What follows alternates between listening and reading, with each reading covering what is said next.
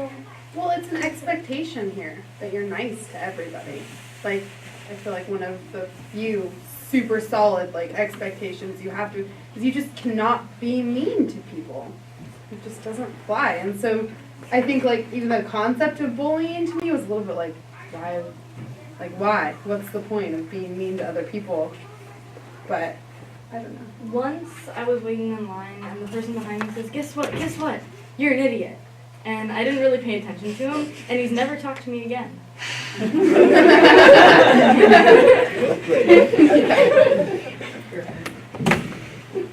have something to say. It's off that topic. It's just about like tests and like grades and stuff. I haven't always been good at like taking tests, or, like getting good grades. I'm passing and stuff like that. But I've just learned like over the time that grades aren't everything. Like some people like, oh, you failed tests, like you're a failure. You know, like a big like label on your head, like, oh, you're not gonna go far in life because you failed this test, or even failed this class. You know, and it's not really. Like I love learning, and I could be doing better in college, but like if you fail a test or do bad on it, you just shake it off and you do better on the next one. You know, it's like you shouldn't get brought down like you're doing bad in that class, or like, oh, maybe you are struggling. Like my SAT scores were really low, it's a low average, right? So like, oh, you're not gonna get in college because your SAT scores are low. It's like wrong. Like I've said I'll go to college, you know. Like I'm dedicated. Like I love learning and stuff. So I had to take all like my gen eds for my first couple of years to see what I want. And like the academic thing I was on, like a lot of people drop out after those 2 years, but I didn't drop out. I just picked my major. Like kept on going through it. So I just like I used to stress out so much. Like, oh, am I gonna do good on this test, or am I gonna go standard test? You know, like stressing way out. That's like chill, you know. Just a test, you know. That's all it is. It's just a grade.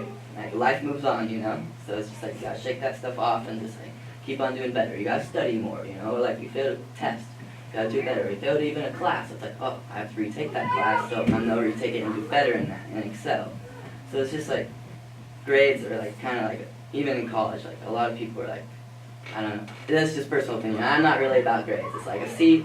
If I'm past class, I'm gonna pass class. I'm not gonna be like a doctor or anything. You know, I don't need straight A's or straight B's. So like. If I get C's in all my classes, man, I'm so happy.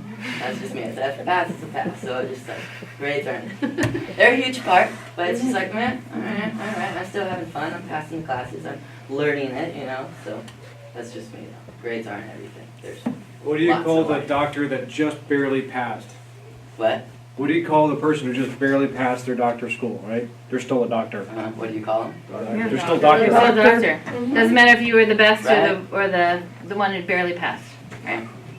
I have a question for Austin, because you are now through and you are out of high school, out of middle school. The same question I think somebody asked in the beginning is that had there been a option like 5 Acre for you to go through middle school and high school, do you feel that would have benefited you all the way now in college? I would have done it if they added like sports to it. Like Yeah. if there was some school that you could add, I like diving and I played soccer and stuff and I like being active. But there's no other like sport like any place like 5 Acre, like at that level. Like Yeah. if 5 Acre went up to the next 8th grade, I'd probably stay in it because it's sweet.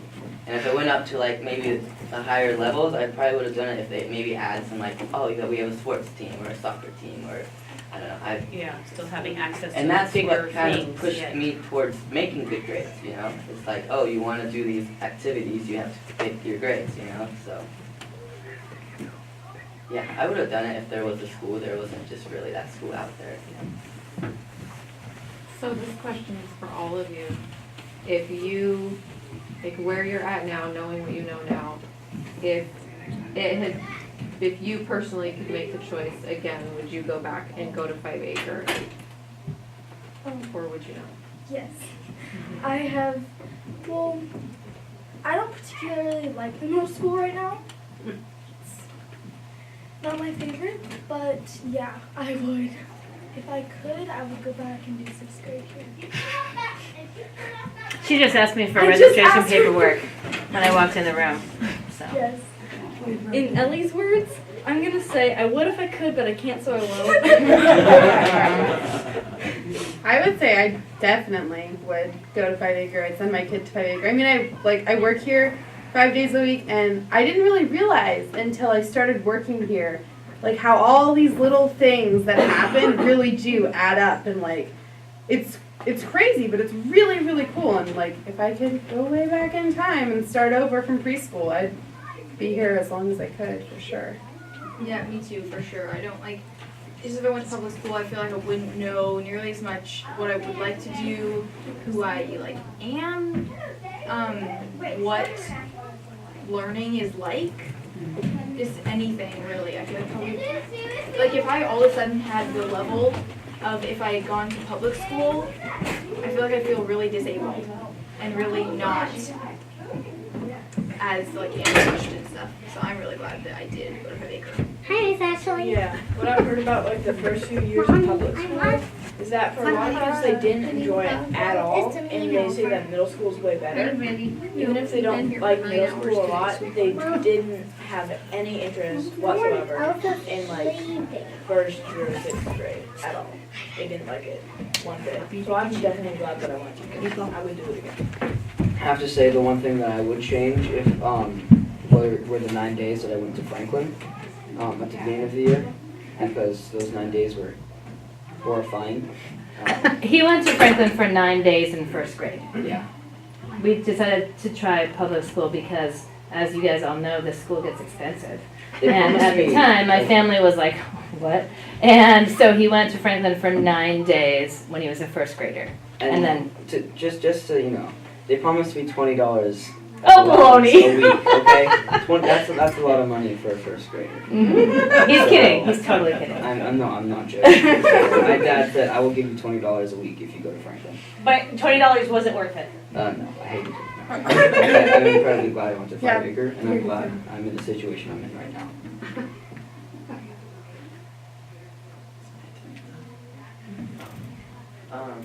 I have a lot of memories actually here over the 3 years I went here than I do in probably all middle school and all high school. Like a lot of things like really like stuck to your heart and like stuck to your head.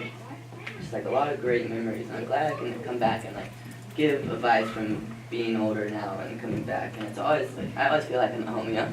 Different owners, but same like Tom still works here, and Joy, Andrea, and like different people I haven't seen them, but it still feels like very homey feeling, you know. And it's been a long time since I've been back.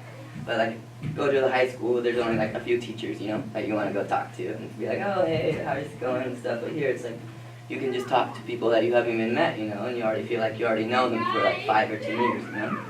So I really enjoy it here. So it's nice going back and seeing everyone grow and have their different experiences and stuff. And that it's still alive and it's still happening. So We're really glad you're still connected in here. yeah. Thank you. Yeah, thanks for coming in. And then y'all have said that a lot of you were in AP classes and or honors classes in the schools, and that seems to have helped a lot, the transition. But it didn't sound like it's a given that you'd be in like placed that way, or does everybody end up matriculating that way eventually? Does it appear? I wasn't in honors classes until high school because the way they set it up is like really confusing and weird.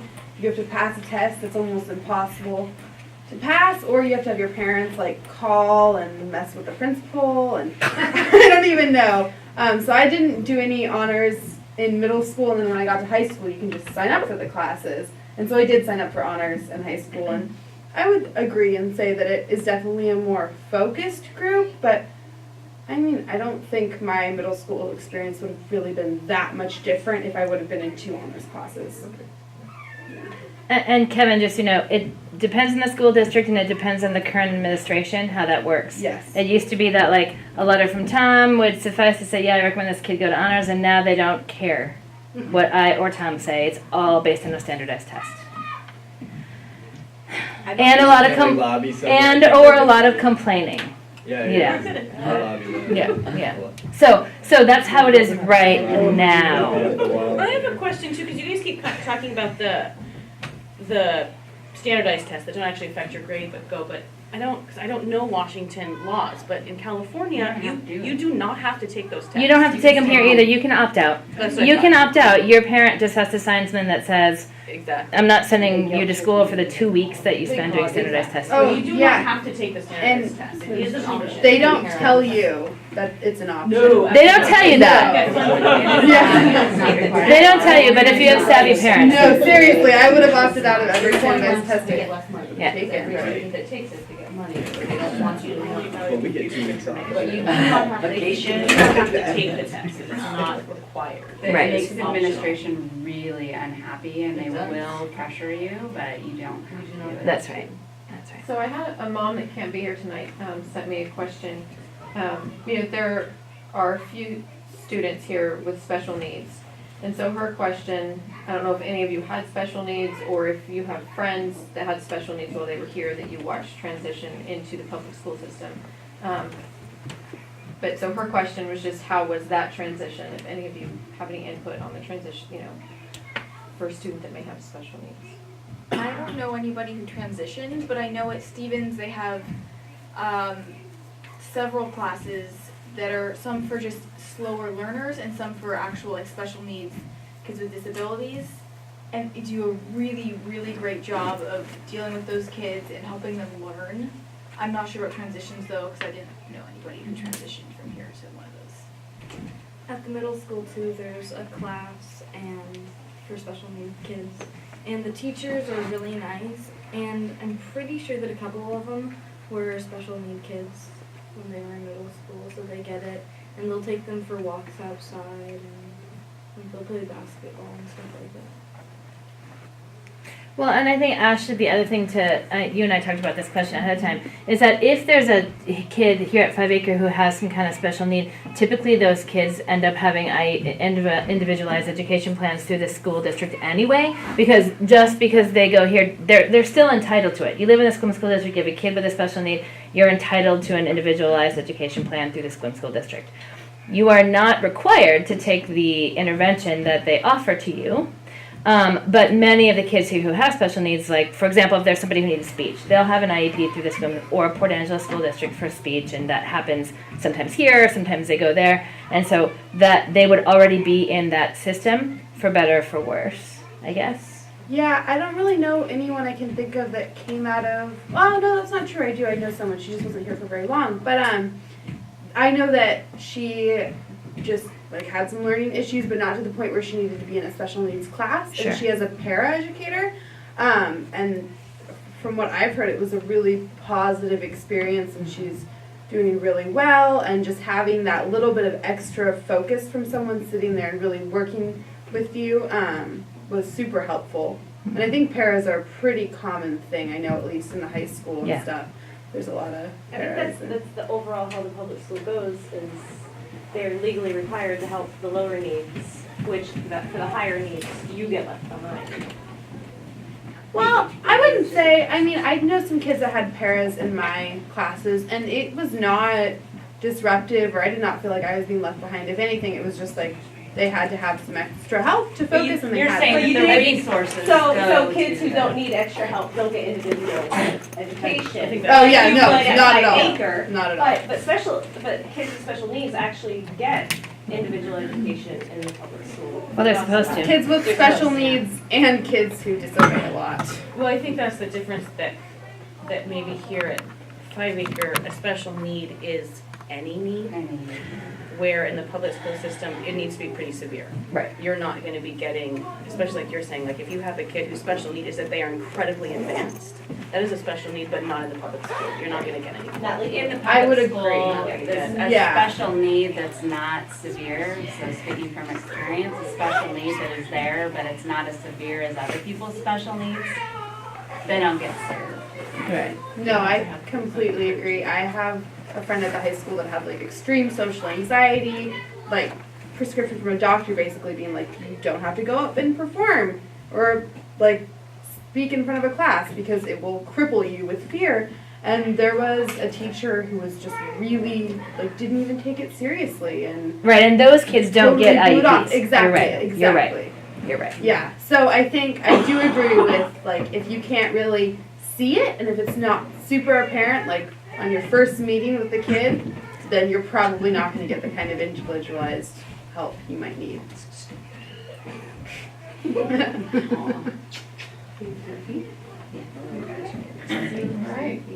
I'd like to say one more. I missed the boat about advocating for challenge courses. as newly adjusted family, I'd just like to say that Tom and Autumn were extremely helpful. They told us exactly who to talk to at school and middle school, how to talk to them, to get any in the testing to get in their challenge course. Did it work, by the way? Yeah. Oh, good, good, good. Yeah. Do any of you have anything to add? Send your kid to 5 Acre School? Like you won't regret it? I don't know. Thank you. Thank you guys. Thank you. I hope that you're gonna get next year. Absolutely. Bye. Wasn't that ever? Sawyer, what are you doing?